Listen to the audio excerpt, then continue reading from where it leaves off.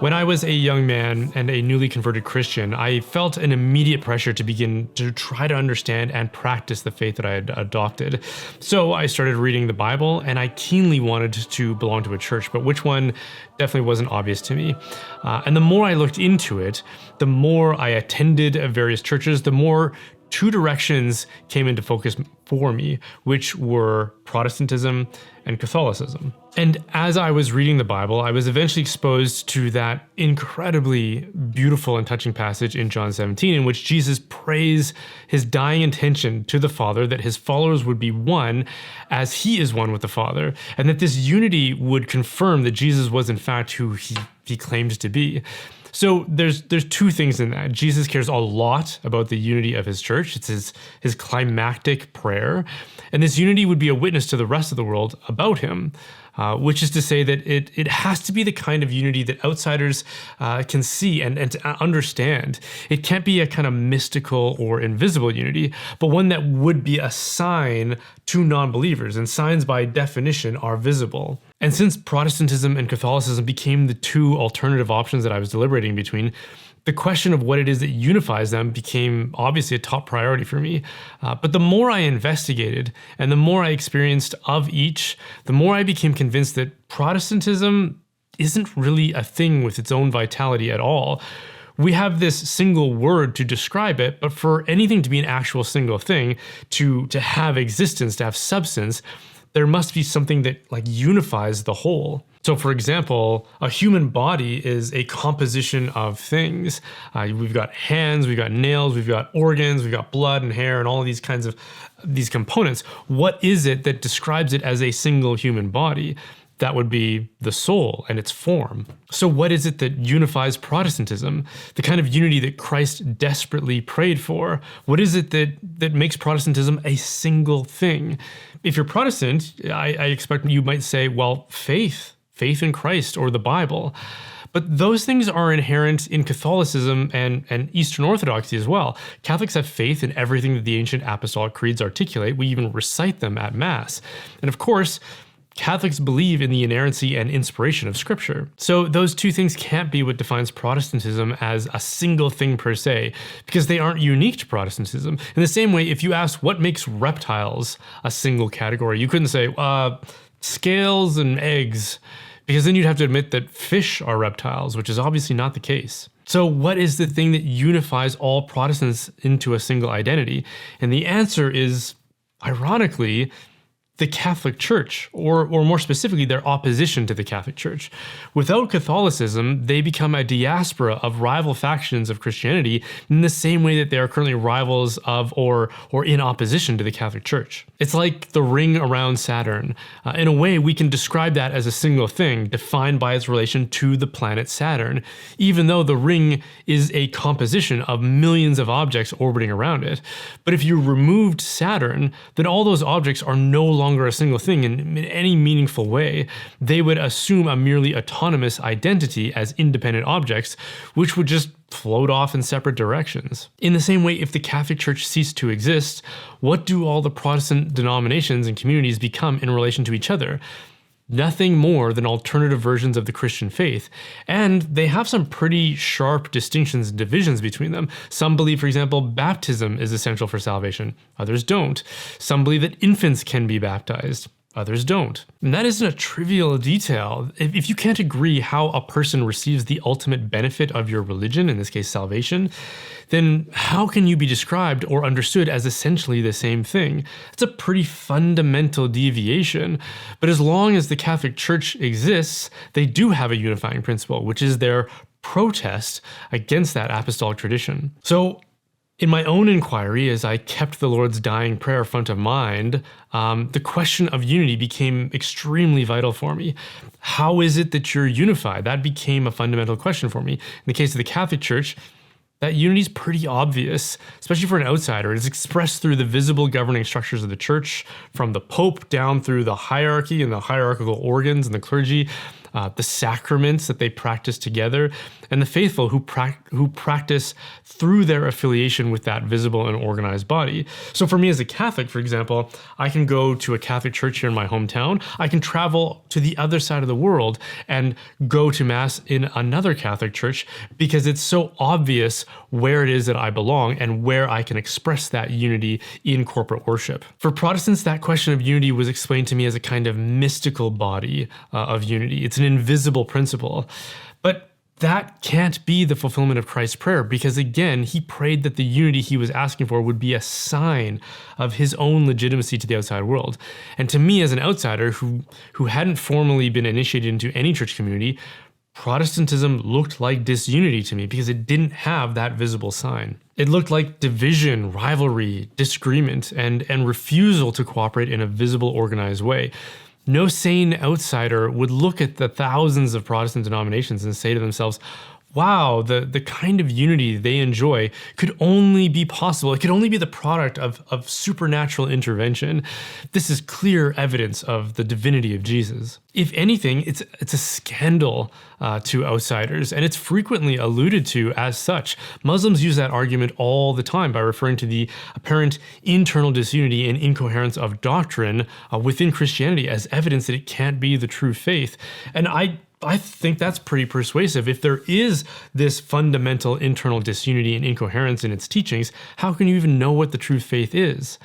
Unless there was a category of Christianity that could be defined by a single unifying strand of rebellion against the original church. And amazingly, that's exactly what we find. We find two significant branches in the West, one that has doctrinal uniformity on essential matters, and one that can only be described as a single thing by virtue of its opposition to that former branch. It's only a single thing with reference to the other single thing. To any objective observer, Protestantism appears as fragmentation and therefore incoherence of essential doctrines like baptism and salvation, and disunity among believers who refuse to identify one with the other, instead preferring labels like Baptist or Pentecostal or Presbyterian or Methodist and on and on. So without the unifying label of Protestantism, which is really just another way of saying not Catholic, the burden on every individual Protestant denomination becomes the same as it is for Catholicism. You have to demonstrate that your individual and unique expression of the faith is the correct and original one that Jesus established, and you have a pretty strong burden to demonstrate that your particular denomination is a source of unity as Christ prayed for, rather than division. And honestly, just as a numbers game, when you look at all the various Protestant denominations, on their own, they are such a tiny fraction and a sliver of the overall population of people who define themselves as followers of Christ, that there's no possible way any of them on their own could be anything like the universal church. So aside from that, they still have to demonstrate that they are a unifying principle and that their doctrines and practices are essentially the same. So Baptists have to show that. They have to show that they didn't break away from anyone else in an act of fracture, and that the church, going all the way back to the apostles, believed the same doctrines that they do and was governed according to the same principles and structures that they adhere to now. And then that burden of proof will have to deal with and prevail against every rival denomination who disagrees with their particular doctrines and ecclesiology. And when you take away that unifying ingredient that all Protestant denominations are contingent upon, which is the Catholic Church, the landscape to an outsider like I was, it just changes completely. What you end up having is one massive Catholic Church, which has a remarkable strand of substantial unity in its doctrines and ecclesiology, as well as a history spanning all the way back to the ancient world. And then on the other side, you have thousands of disparate groups who disagree with each other on countless questions, and virtually none of them which claim to be the original apostolic church or have any credibility in tracing their history all the way back to the ancient world. Or maybe instead of one side versus another side as a visual, a better visual is a single Catholic Church at the top, and then branches of breakaway derivative movements that were never able to surpass their source in terms of unity or compatibility with the ancient church that Christ actually established. It almost becomes a no-brainer at that point. Even the most superficial acquaintance with both options seems like an obvious win for the Catholic Church. And the alternative also becomes an impossible prospect of researching all the the thousands of formal denominations and hundreds of distinct Protestant families, who could possibly resolve all those discrepancies within their own lifespan? But luckily we don't. And I certainly didn't feel like I had to do that, because as soon as I started learning about the early church, it became abundantly clear which direction it favored. One of the immediate things I learned was that the early church had bishops who were recognized as having binding authority. That almost immediately disqualifies the vast majority of Protestant denominations that are out there. And if you look to some of the earliest church fathers like Irenaeus and Ignatius of Antioch, you found that they firmly believed in apostolic succession, which is to say that the authority of the apostles, an authority that scripture describes as binding and divine in origin, was passed on to successors in subsequent generations. And of course it was. Why would Jesus establish something like apostolic authority only to have it falter in a single generation? Why spend all that time building up a structure of succession and leadership descended from himself, one he earnestly prayed for to be unified right before being arrested and executed, only to have it turn into an informal affiliation of people who only believe in the writings of the Bible, which didn't even exist for several generations into the future? That seems like an insane proposition to me, and one completely unsupported by any biblical or historical evidence. The early church also had the Eucharist as its essential form of worship. This is again described by people like Ignatius of Antioch, Justin Martyr, and the Didache, which was a first century summary of the church's teachings and practices, which included a vivid depiction of the reality of bishops and an instruction about how to consecrate the Eucharist. And it clearly says, do not give the Eucharist to the unbaptized, and then references the Lord's teachings about not giving what is unholy to dogs in Matthew chapter 7. But if the Eucharist is just a symbolic ceremony of remembrance, how can it be described as something intrinsically holy and to be withheld from the unbaptized? It's also clearly stating that baptism is what delineates a member of the church and one who can participate in its worship. Again, something Protestants don't agree with. The Didache also mentions confessing your sins before receiving the Eucharist, which it describes as a sacrifice, which is why the church also requires priests, because that's the primary function of a priest, to offer sacrifice. So while you have bishops, elders, deacons, teachers, and prophets, according to the Didache, you also require someone to function in a sacerdotal way as a priest offering a sacrifice. All of which is why it wasn't surprising to me that the Protestants that I was becoming familiar with as I attended Protestant services would talk a lot about Catholicism. It would come up often in their sermons. Even the young adult group I belonged to for a time didn't take long before they started to talk about the Catholic Church. It's because it's in their DNA. They can't escape it. They're contingent upon it. But when I started attending the Catholic Mass and Catholic groups, they never talked about Protestantism, and if it did come up, it was usually out of concern for them rather than out of a sense of rivalry. So from where I sat as an outsider looking at competing options and directions, at first it appeared that there were two possible directions for a Western descendant like myself, one called Protestantism and one called Catholicism. But the more I came to understand what Protestantism was and what defines it as a single thing, the more I realized that its unity was contingent on its opposition to the Catholic Church.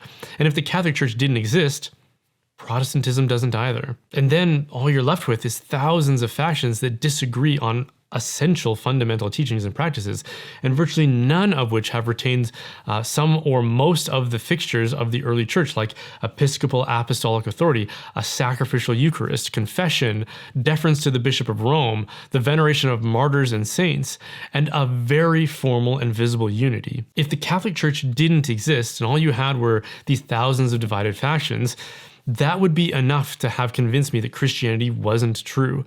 And they kind of give up the charade in the fact that, for the most part, they do describe themselves as Protestant. That's a word that they will use, a concept that only has meaning by virtue of its contingency on Catholicism. And any sound, logical scrutiny of that will tell you that an effect cannot surpass its cause. A stream can't rise higher than its source, or a derivative cannot exceed its principle. Protestantism cannot surpass Catholicism in its claims because it depends on it for its very existence.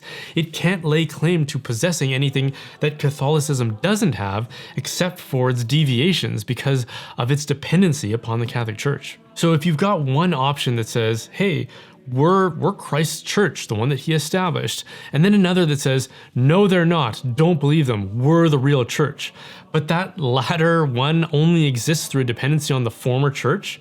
Then the latter one disqualifies both, while the former one is the only one left making a claim to be the true church. So the option becomes obvious at that point. So no matter how bleak the decline of society could get, the one thing I'm always encouraged by is faith-filled families reproducing a generation who can turn the boat around. But that can't happen if Catholics aren't getting married and having those babies, which is easier said than done in today's world. I'm constantly hearing reports from young people who are saying how hard it is to find good matches with other faithful Catholics. And while there's no silver bullet solution to those challenges, I've had the chance to get to know the people at Catholic Match. And I can honestly recommend them as a company who is intentionally doing everything they can to create tools to help people move towards sacramental marriages. I personally know of couples who met that way and have been happily married for years since. So please don't give up on holding out for a Catholic Match. It's worth a try if you haven't already. And if you have, I would say give it another try and see if God's providence will conspire to your benefit. Just download their app or head over to catholicmatch.com.